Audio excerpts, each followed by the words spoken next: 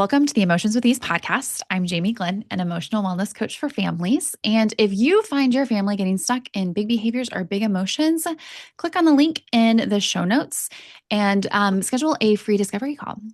Today, you guys, we have such a treat. Listen, I say this every time I have a guest. Literally such a treat because that's how I feel about it. I love everybody that has come on this podcast. And Jody Dow, you are a crowd favorite. Welcome to the podcast. Thank you, Jamie. You're so welcome. Listen, if you don't know Jody, I don't know where you have been. You're not local if you don't know Jody Dow. Jody is the director of the Springfield Dream Center. And most importantly, she is a mama to two sweet little boys and a wife and such a wonderful friend, mom, caregiver, all of the things. You are in a lot of people's corner as a cheerleader, and I'm so grateful to know you. Here's one thing that I want to shout you out for this, and you're like probably dying inside because Jody has no idea what I'm going to say. And the one thing that she hates is like people talking positively about her in an open forum. But I am taking this opportunity to do it. Here's the deal. Jody was just named 40 under 40, Springfield Business Journal. Big deal. That's awesome. Super exciting. Everyone has been super excited at the Dream Center. But here's the deal. Here's the behind the scenes. Like 40 under 40 is so cool. And yes, you're a wonderful leader and you're a leader in the community. You do so much great work. And also, here's a little like side thing. I don't even know if you've seen this. It's on my desk. Have you seen the flowers that you sent me? Look at how cute they are, Jody. Look at how cute. Here's what everyone needs to know. Okay. Everyone needs to know this about Jody Dow. Not only is she like in the community as like this, a lot of people look to her as a leader in our community, and you get all these accolades, and it is always so fun to celebrate you. But people don't see all the behind the scenes things that you do, like sending me flowers to my doorstep. Who still does that? Nobody. Like the girls were like, Mom, there's like some weird grandma out there with flowers. And I'm like, let her in. So like this sweet, yeah, exactly. Let that lady in. So this sweet delivery from Schwitzels comes to our doorstep. And it is because Jody has remembered that Valentine's Day is not only the day of love, but it is also my sweet mama's birthday. And it's the first birthday that we have not had her on this earth. And Jody remembers that and also sends a delivery of flowers in this sweet card. I'm going to read the card out loud because it was not only to just me, it was to me and my kiddos. And that from a mama's heart, oh my gosh.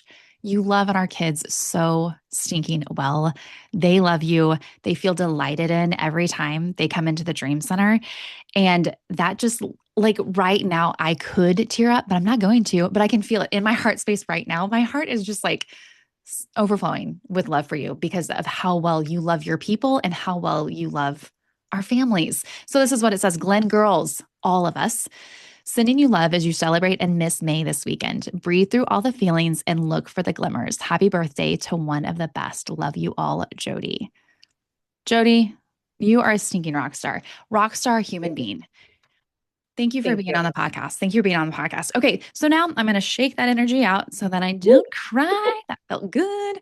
Okay, now we're going to move on to what we're talking about today. So here's the deal. At the Springfield Dream Center, we have all sorts of programs that really support families in different seasons of their lives. And we've rolled out this new program and it's called The Village. And I can remember the day. I don't know if you can remember this, Jody, but I remember the day that we were in a meeting together and you just started visioning, which you are so gifted. You are so gifted at casting a vision. And I'm sitting in the room and I'm like, oh my gosh, like as you're talking, I'm like, okay, I definitely want to be a part of this program. It was like, and I was a part of a different program at the time, which I love that program as well. And I'm still a cheerleader for that program. But as you were talking, I was like, oh my gosh, she's right. Like this vision of what the village could be could be so stinking cool. So you do not have to recreate that moment. But could you riff a little bit on what the Yeah. village is, who we're hoping it serves, and why it just came into your brain? Yeah, I think first of all, you're so kind, Jamie. You want to give me time to come and chat with you. And I feel all the same feelings for you. Your girls are easy to love. And yeah, it's you can say silly things like, oh, it's an honor to walk with you, but truly it's an honor to get to link arms. And I am the one sharing your link and sharing your newsletter and reading it because I'm like, this makes me a better parent. Mm. You and I had a moment, it was probably like a year ago when I texted you or called you in a panic, and I'm like, oh no, you said I need to be regulated for my kids to be regulated.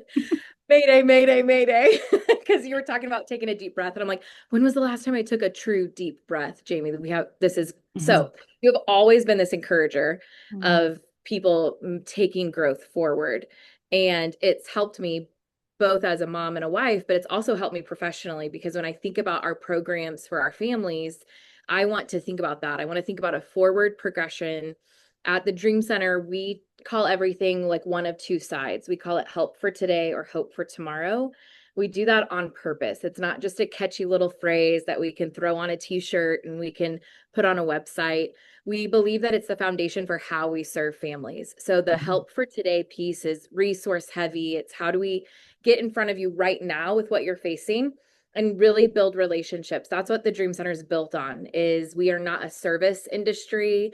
We are not a recovery industry. We're a relationship type of programming. So once we have relationships, we can move people into the hope side.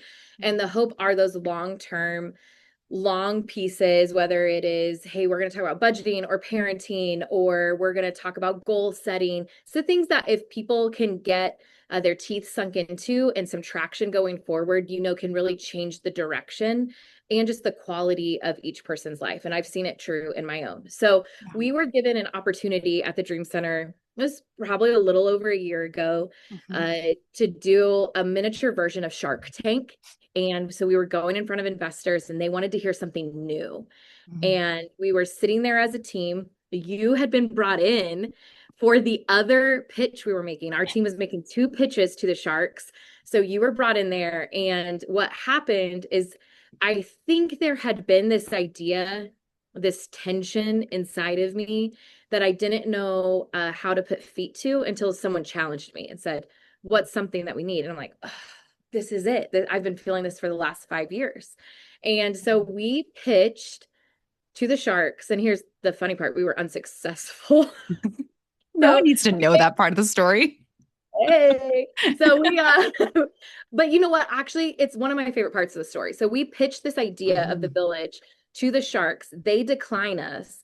And our team then had to come back and say, okay, we either really believe in this and they're just not the right investors, or they're right and it's wrong. And unanimously, our team was like, no, they just don't get it. And so now Mhm. our job is to build it to the point where they can't ignore it. And I think that's where we're at. So, a long backstory to the fact of I have a 5.5-year-old who would have been born during COVID. So, the last 4 weeks before he was born, I was working from home because Mhm. it was shutdown time. And what happened is it made my first experience into motherhood really isolating. Yeah. People weren't allowed to come over and visit.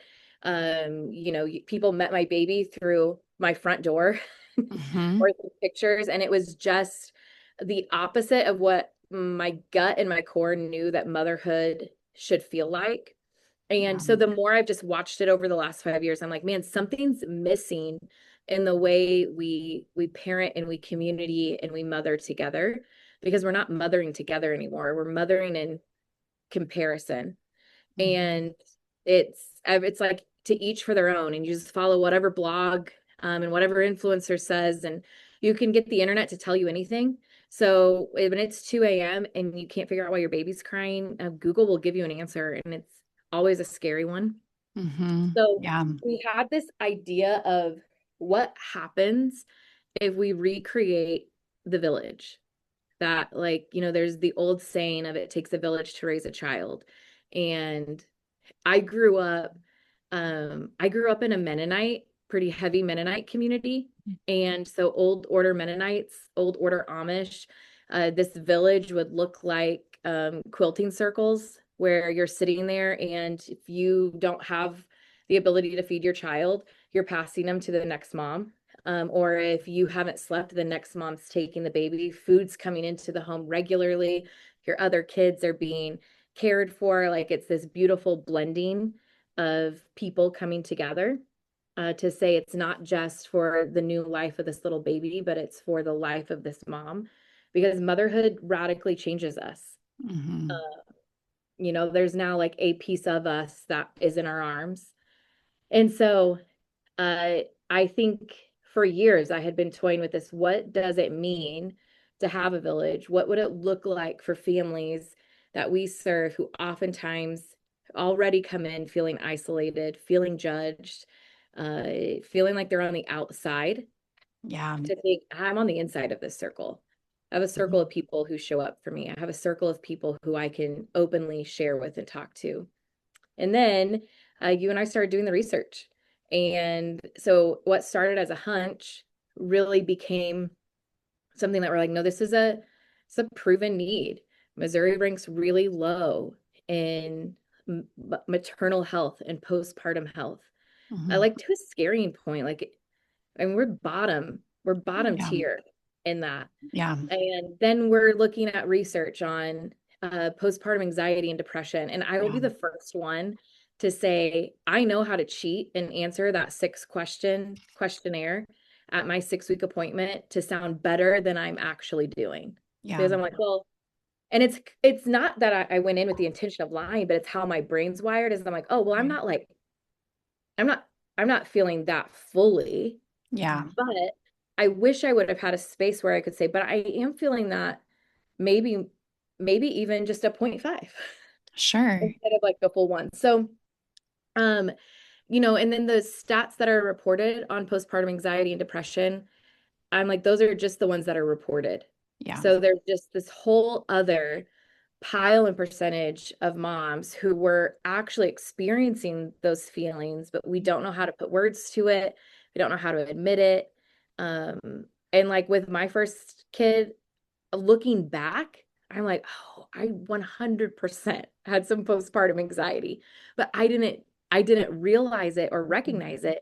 And because he was a COVID baby, I didn't have people around me Right. that could say, hey, it's a really valid thing you're feeling, but I think there's more at play here um than just what you're saying and feeling. So how Yeah. can I support you in that? So anyway, Yeah. we're like, hey, crazy idea. What if we create a village?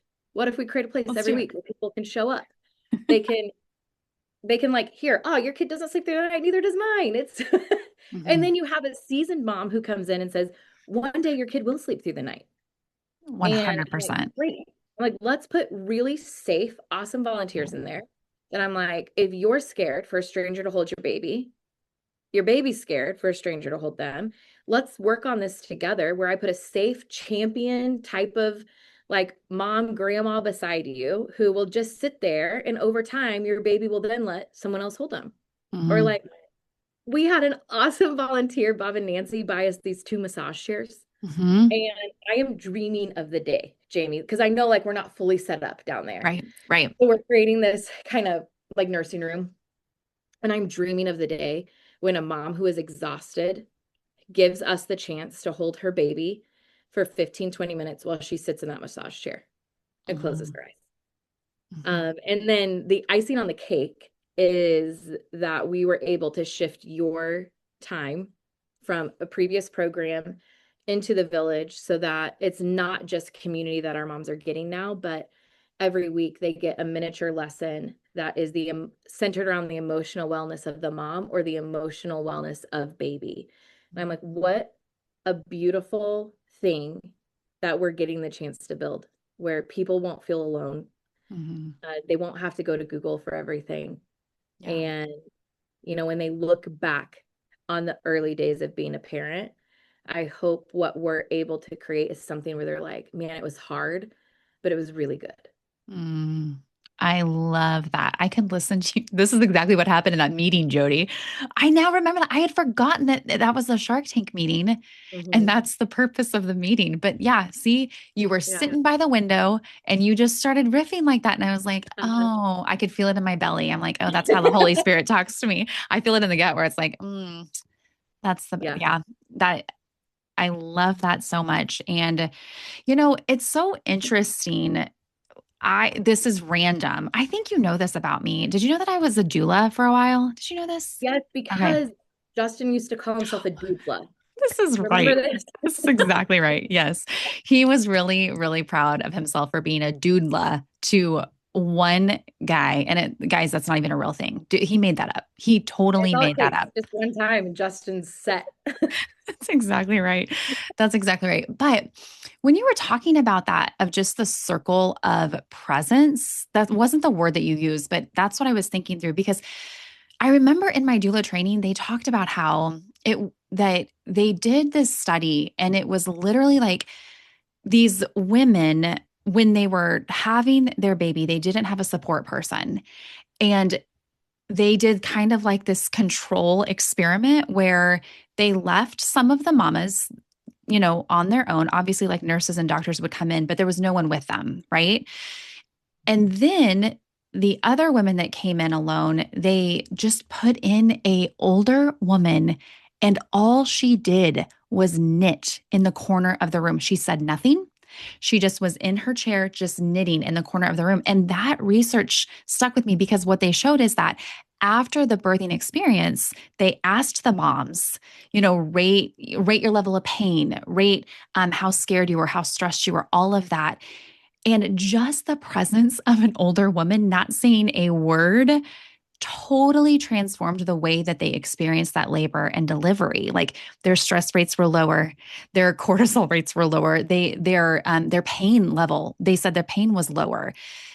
That that sticks out to me when you're talking about just this mentality of a circle of women coming together and just literally like you don't even have to say anything. You're just there together. And honestly, somebody shares something of like, to your point of like, hey, my baby is not sleeping, or I can't hand my baby off right now because she just cries the whole time. Oh my word, girl, my baby did that for a season and it was hard. And that's literally all you have to say. You don't have to give advice. You just like are like, yeah, totally get that. I've been there. And it's so powerful. Yeah.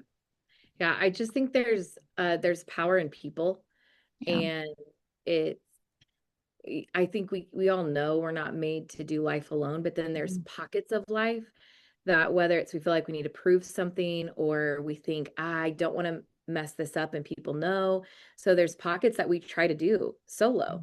And it's like, man, those are usually the parts, it's the hard parts, right? It's For the sure.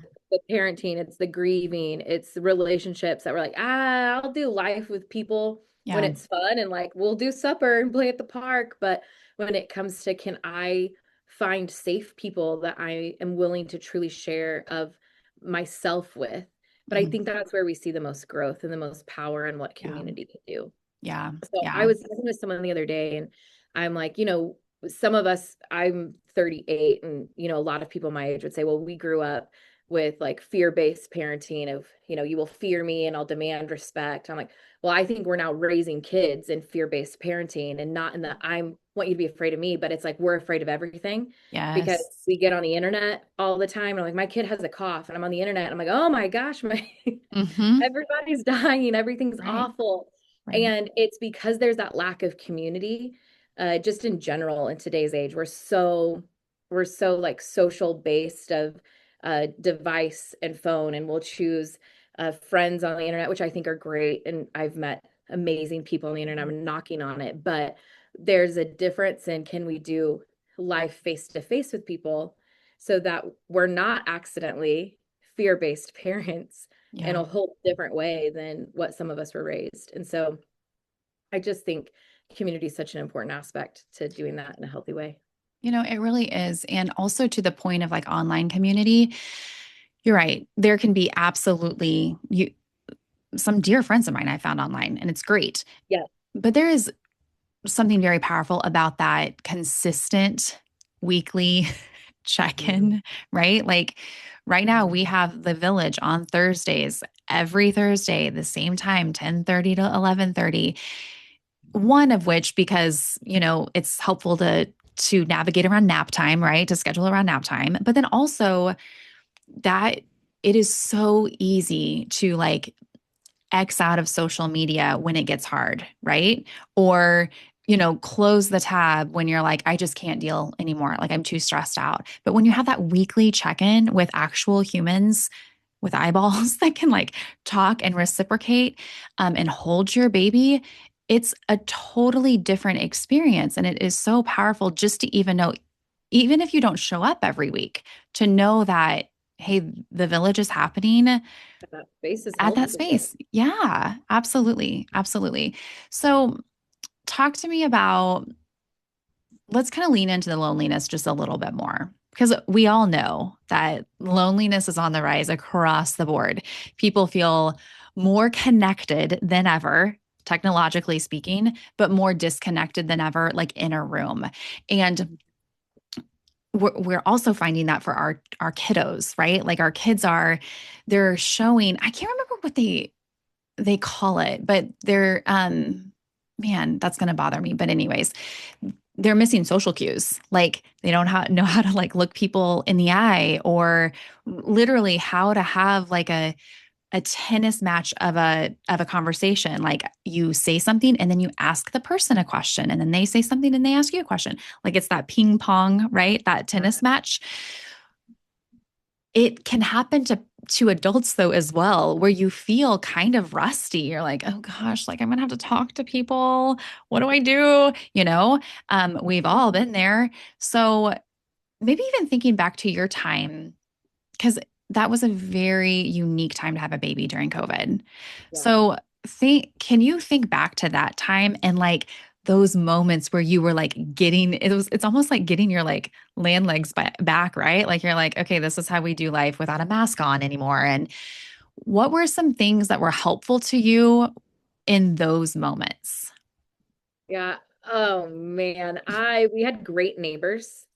Great. And so when, your world gets really small, Hmm. but, and it was even, she'd say, hey, we're in the driveway.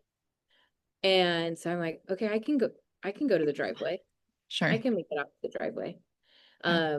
Because everything just felt scary and big. And so she really consistently would invite us to driveway hangouts. And I Love think that. I didn't realize it in the moment. I mean, she was a mom of three at that point. And so I don't know if she even knew that she was creating that that space that she would hold for me of Hmm. like, I'm Yeah. in my driveway and ready. And that felt safe. It wasn't like, hey, come into my house and sit right next to me on the couch. It was Yeah. but I just remember one time going over there and they had other friends and I'm like, oh, I wish you would have told me other people were in the driveway before I opened my door because her girls are like eagle eyes. So as soon as I open the door, they're yelling my name, they're yelling Judah's name, and I'm like, oh no, we've been spotted. I can't, There's I no can't going pretend back. like he's fallen asleep. I can't pretend like he needs to go eat. And I also remember those early times, I didn't know how to talk about anything other than like, yeah, he's sleeping, he's Hmm. eating, yeah, he's cute. But I'm like, I forgot how to have any form of conversation about anything other than my kid, which is both like cute and fun because they're a cute little baby and great. But I think we have to be careful when then our kids are our whole world, but there's a whole lot of world happening outside of our kids, right? And I think Right. that's where as moms it's so easy to lose ourselves Hmm. because we are like, I don't remember how to human with other adults. And then I know how to talk, maybe I know how to talk about this baby, but if not, you'll talk about my baby, so it's fine. And you're like, man, it's been a long time since I've asked someone Yeah. a real question Yeah. or talked about anything other than how many times my kids pooped today Hmm. and how many times I've 100%. changed their clothes. So, Yeah. man, but I just remember thinking, man, I'm awkward. Have I always been socially awkward? I definitely was. But I had my parents didn't live here at the time, but when they would come visit, there was just like a piece of that that felt normal. Yeah. And I think that's what was so crazy about having a kid during COVID is I'm like, man, my mom being in my house, helping me with my laundry, sitting there and loving on me and my baby. I'm like, this feels like what it's supposed to feel like. Yeah. But my brain was like, no one can enter. You can ask no one for help. You're Mhm. fine. Anyone who says, how are you doing? You say, we're doing fine. Uh, Mhm. Yeah. and I'm like, I'm also the person who I'm like, man, I actually really like a little bit of space at the Yeah. beginning. Mhm. But when we had our second kid, I think we learned that a little bit more of that balance of like, I can protect those first precious days of us being together. And it's also really important to accept the help of others Yeah. that want to be a part of this. But Mhm. Yeah. Yeah, it's definitely I don't know if precarious is the right word, but fragile.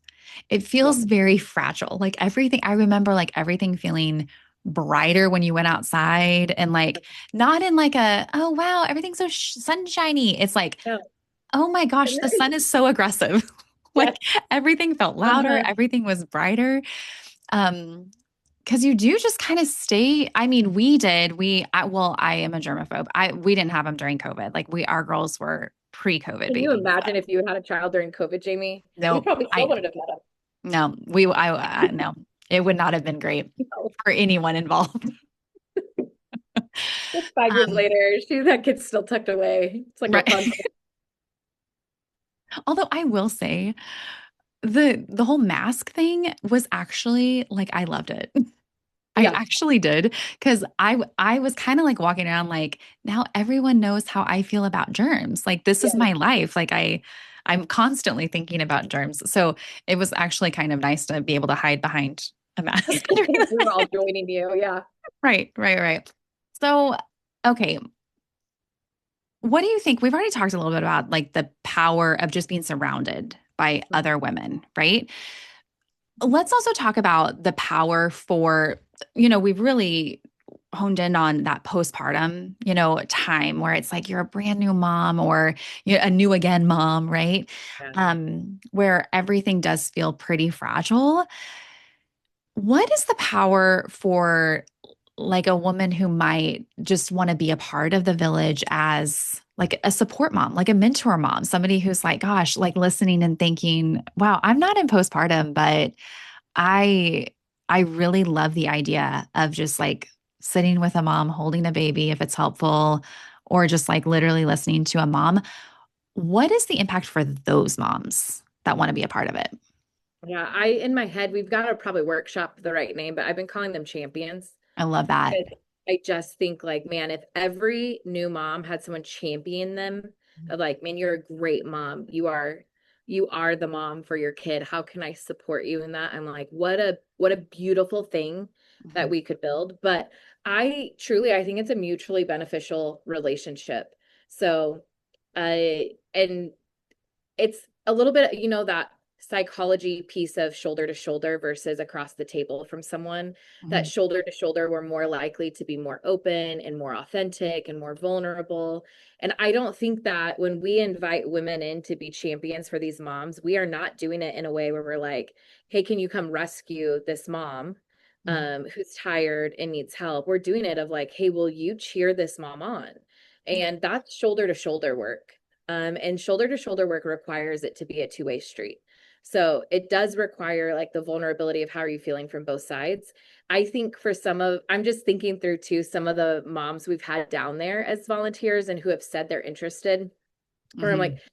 I think it's a really fun and great, healthy piece of reflection for them too. Most of them have kids who are older or they're grown and out of the nest. And it's this a cool piece of remembering saying, man, look how much time has passed too. The things that I was so stressed, so worried about in that season, it's not that they didn't matter, but 20 years later, I can see how small that really was in the grand scheme of things. Mhm. Or it's like, man, I remember how big that felt. Mhm. And how what I really just needed someone to say is me too. Yeah. So I know that some of the people we've had volunteering down there are also super excited. You know, they've got adult kids, but no grandkids yet.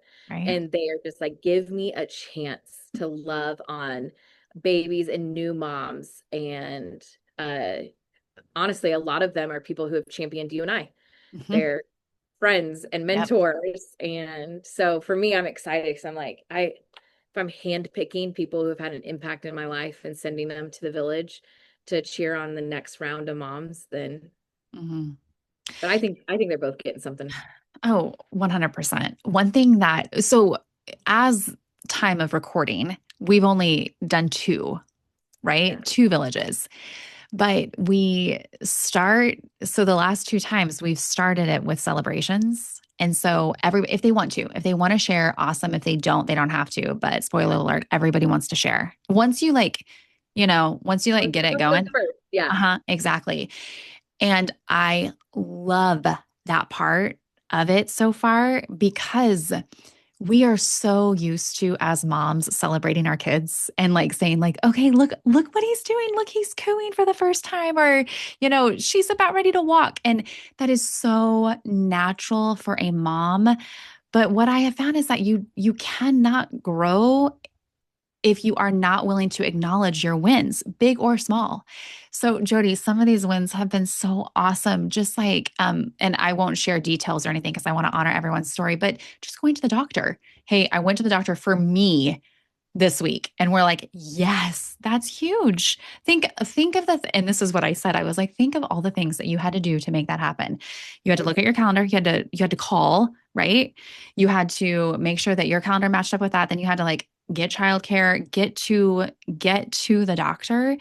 And high five. Holy cow. What a huge celebration.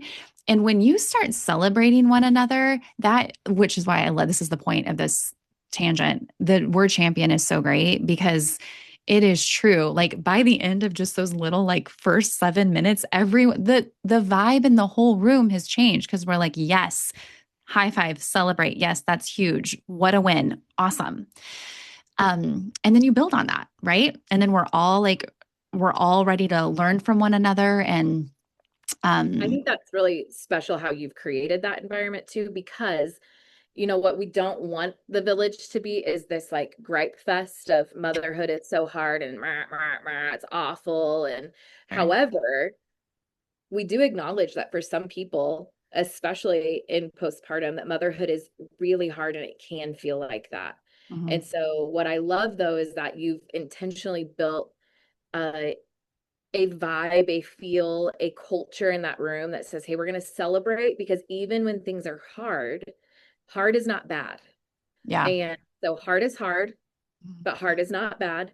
And so that piece of celebration, I think also are those little glimmers of hope for some of those moms that are like, man, I don't feel it today, but I could one day. And then I love because those champions, people are also watching so that if a mom's experiencing something that's like, hey, I think maybe you should talk to someone, Mhm. then it's not just like, it's not just the neighbor giving their random opinion. These are now people who care about you, who are willing to live life with you. And we're not just going to say that to someone, we're going to walk them through that. But I think that Absolutely. celebration piece is such a beautiful part of the culture that you're creating in the village. Thank you. It's fun. It's my favorite part so far. Yeah. Okay, I got just a couple more questions, okay? Okay. Okay. So I would love to know. I've heard you talk about like the village now, but I would love to hear like what you hope 5 to 10 years from now. Like, and we don't know what the village is going to look like, right? Like, what I always say this about the Dream Center. One of my favorite parts about the Dream Center is that we pivot like crazy. Like, we see a need, we meet the need, and then if we're like, oh, if we get feedback from families or moms that are like, hey, I don't like that. I need more of this. We're like, cool, awesome, we're going. That's the beauty of we have a ridiculously large building, but a pretty small, scrappy staff, Yeah. honestly. And that's the beauty of that we can move and iterate and just pivot quickly. So, not so much like what do you envision the village being in 5 to 10 years, but like, What do you hope? Here's what I'll ask you. Let's fast forward 10 years and you're having coffee with a mama who is in the village right now, right? What do you hope she says about the village, about her time in the village? I know I don't mean to, I don't want you to, well, you can cry. This is emotions with ease. So cry away, my love. But I'm not trying to I set you love up to for that. cry. You know, I'm picturing, honestly, I'm picturing one of our moms right now because I was talking with her this morning at another program that we have. And one, she gave me sass because she said, you and Jamie dreamed up the village, but so far out of the two of you, Jamie's the only one who showed up at the village the last Your 2 weeks. presence has been missed. Your presence has been missed, I said, Jody. yeah, I walked in the first week and you guys were already started and I felt like I was interrupting. So I just Never. watched sneakily from the back and I said, and last week I was stuck in meetings, but this week I'm there. So you know, what I love about her is her candor and honesty. And so I hope in 10 years, I'm picturing her little guy of what he'll be. And here's what I hope. I hope that he is this confident, kind, resilient, because life is hard kid.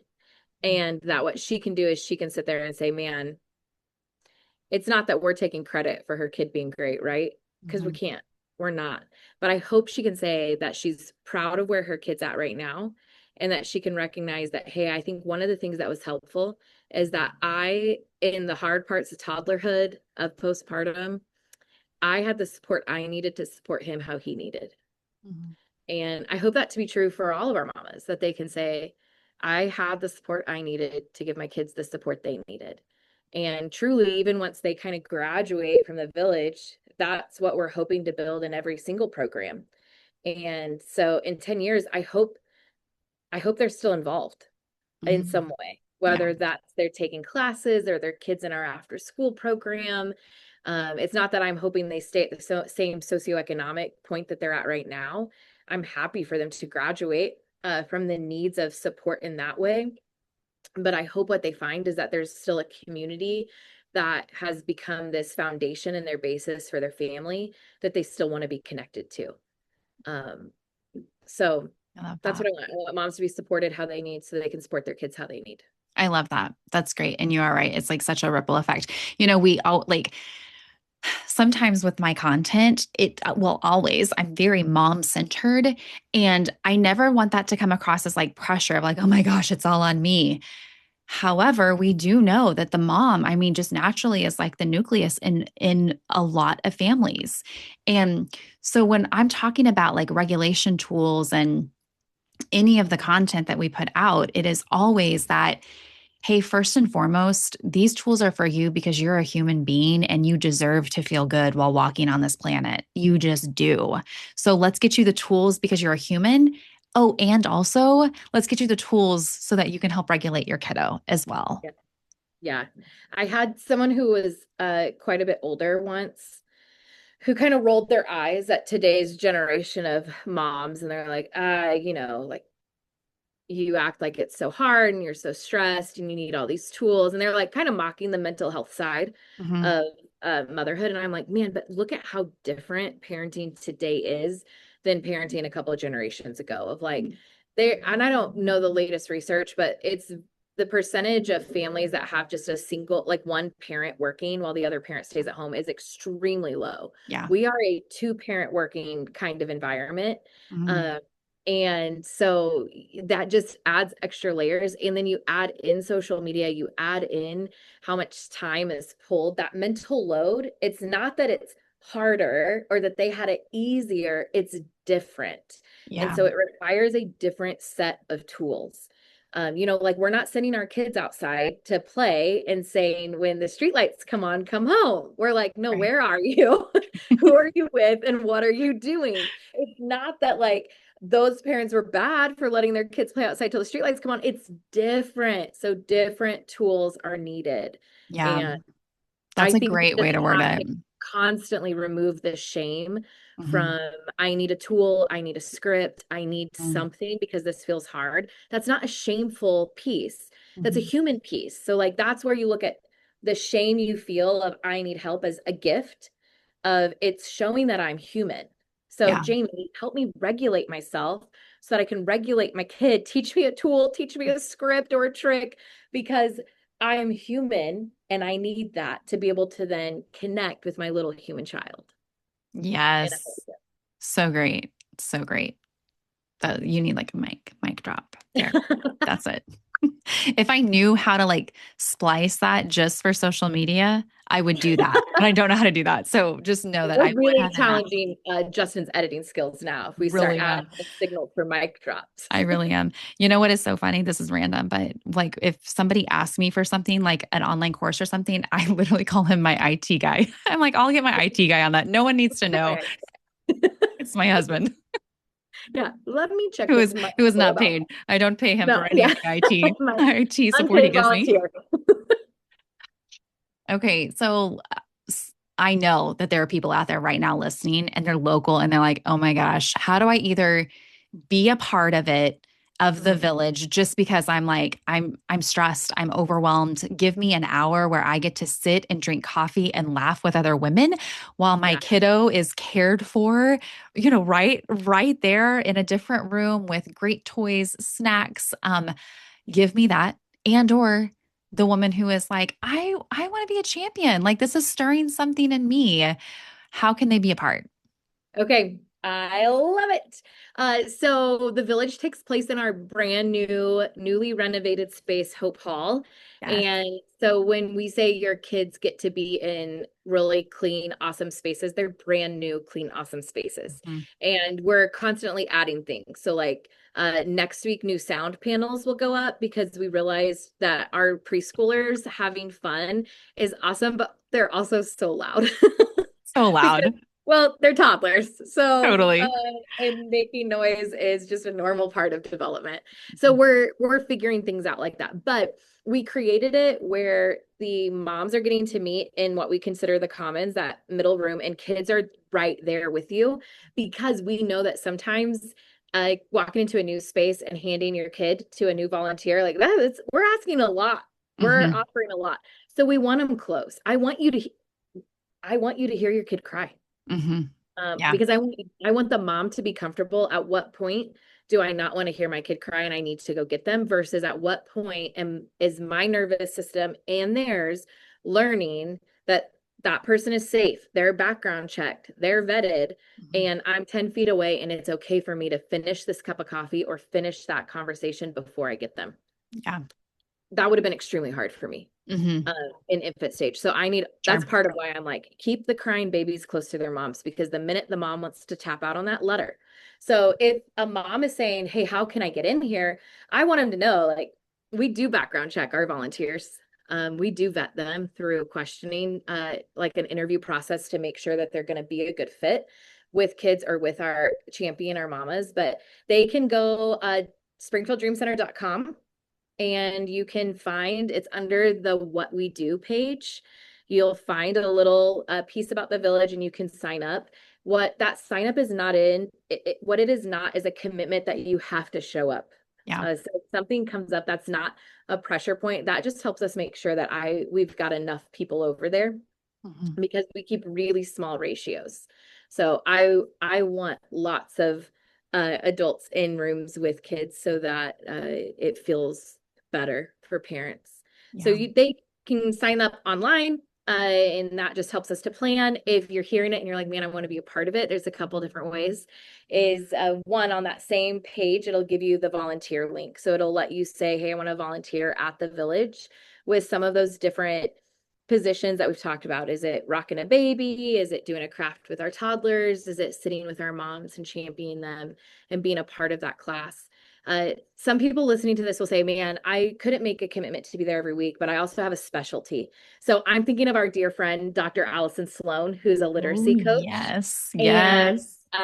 or I'm thinking of Allie, who's a pelvic floor therapist. And I'm like, Mhm. these are people that just us knowing what your specialty is, that when Jamie is like our master detective. So not only are you teaching, but you're also listening. So you're like, the week that the mom comes in and has the cold and she's like, every time I sneeze, I keep peeing my pants. And all the other moms are like, me too, me too, me too. Right.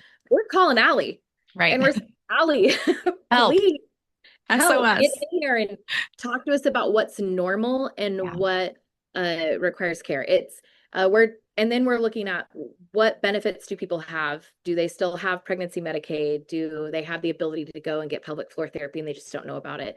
When the babies get a little, when they're talking about like, well, I would love to read to my kid, but it feels awkward or I don't know how. We're bringing in Dr. Sloan to teach us. One of the things she loves to do is to teach parents how to read to their kids, that there's like a scientific way that helps their kids learn best. And I'm like, well, I'm probably doing That's it wrong, awesome. but I just I read a page, realize this book's too long, skip a couple pages. But now my kid's learned to read, so he knows when I skip over He's like, stuff. wait a But second. yeah, so whether it's like, hey, I want to be there once a month, I want to be there every week, I want you to know of a specialty that I have, you can fill that volunteer form out, or you could email Jamie and I. So the beautiful thing is our emails are just our first names, JAMIJODY at springfieldDreamCenter.com, and we'll get people connected. Wonderful. That's so exciting. Okay. So the very last question that I ask every guest is more of like a mom question. Okay. Or a human question. So the question is, what emotion are you currently getting stuck in most often? And what's a go-to regulating tool that is working for you in this season of life? Okay, so that is so funny that thank you for prefacing that it's about motherhood, because Oh, you can answer it girl, I whatever way got you all want to kinds of answer it. emotions about different parts of my life. Um, so I am a full-time working mom, and my job is not a 9 to 5. Like I say often that I'm truly living my two dreams that I've ever had for life simultaneously. And so God has given me my 11-year-old dream as a child of wanting to run something like the Dream Center, and then this dream of having a family. And sometimes I'm like, man, why did you give me these at the same time? Yeah. Uh, because I feel a lot of guilt. So if you're ever like, man, does somebody get mom guilt? Yeah, I get it. I get the mom guilt.